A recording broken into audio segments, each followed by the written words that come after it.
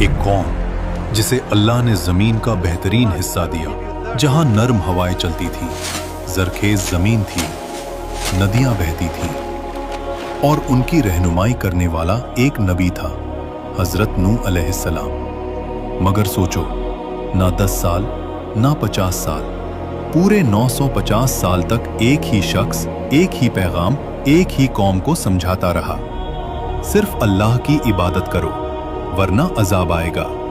और जवाब में मजाक, तंज और दुश्मनी। नूह, यहां से चला जा, हमने किसी अल्लाह को नहीं मानना। फिर एक दिन आसमान ने अपने दरवाजे खोल दिए, जमीन ने अपने छुपाए हुए चश्मे फूट दिए, और सब कुछ एक गहरे तूफान में डूब गया। कौम नूह हजरत आदम अलैहिस्सलाम के बाद इंसानी तारीख की सबसे पुरानी कौमों में से एक कौम थी। ज्यादातर रिवायत के मुताबिक ये लोग बाबुल यानी आज का इराक के आसपास रहते थे। जमीन हसीन, फसलें ताकतवर, जिस्म लंबे ऊंचे पहाड़ों जैसी कुव्वत। ये वो लोग थे जिनके जिस्म आज के लोगों से कहीं ज्यादा मजबूत थे। लेकिन फिर एक नई फितरत पैदा हुई, शिर्क का बीज उगने लगा। कौम नूह के पास हर चीज थी, मगर सबसे बड़ी नेमत तौहीद वो भूल गए। रिवायत में आता है कि पहले वो जिन लोगों को याद करते थे वो नेक बंदे थे। लोगों ने सोचा इनकी याद कायम रखने के लिए तस्वीर बना लेते हैं। बस तस्वीर से ताजीम, ताजीम से सजदा, और सजदे से शिर्क शुरू हो गया।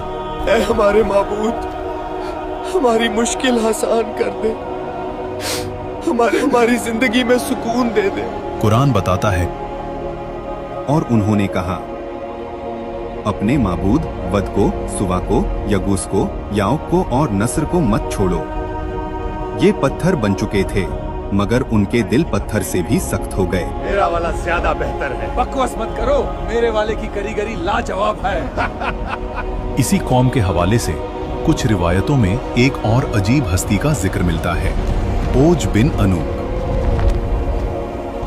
इसका जिक्र कुरान में नहीं, सिर्फ कुछ कदीम रिवायतों में मिलता है। कहा जाता है कि ये बहुत लंबे कद का, बेहद ताकतवर, इतना कि कभी कभी पहाड़ों को कदम से हिला दे। लोगों में इसके किस्से मशहूर थे और ये कौम की तकब्बुर की मिसाल बन गया था। ये रिवायत असल में एक सबक थी कि जब कौम तकब्बुर में आती है तो उनमें ओज बिन अनूक जैसी सोच पैदा होती है। इसी अंधेरे में अल्लाह ने अपनी रोशनी भेजी, हजरत नूह अलैहिस्सलाम। कुरान कहता है, और हमने नूह को उनकी कौम की तरफ भेजा, और उनका रहना कौम के दरमियान 950 साल का था।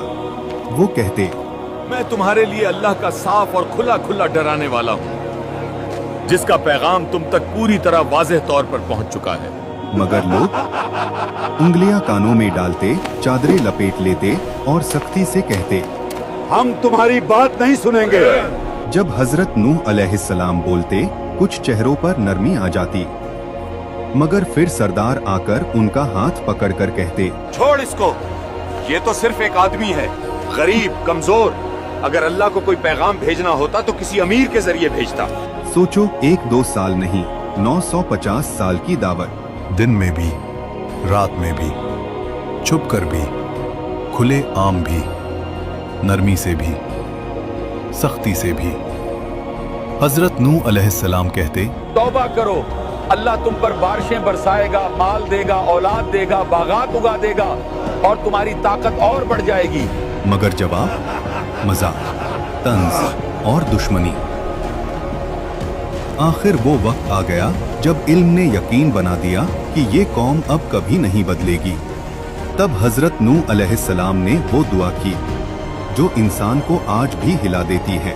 ऐ मेरे रब, जमीन पर किसी काफिर को जिंदा मत छोड़, वो तेरे बंदों को गुमराह करेंगे और फाजिर, काफिर औलाद पैदा करेंगे।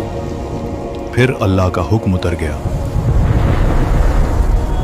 हमारी निगरानी में कश्ती बनाओ और जालिमों के बारे में मुझसे बात मत करना।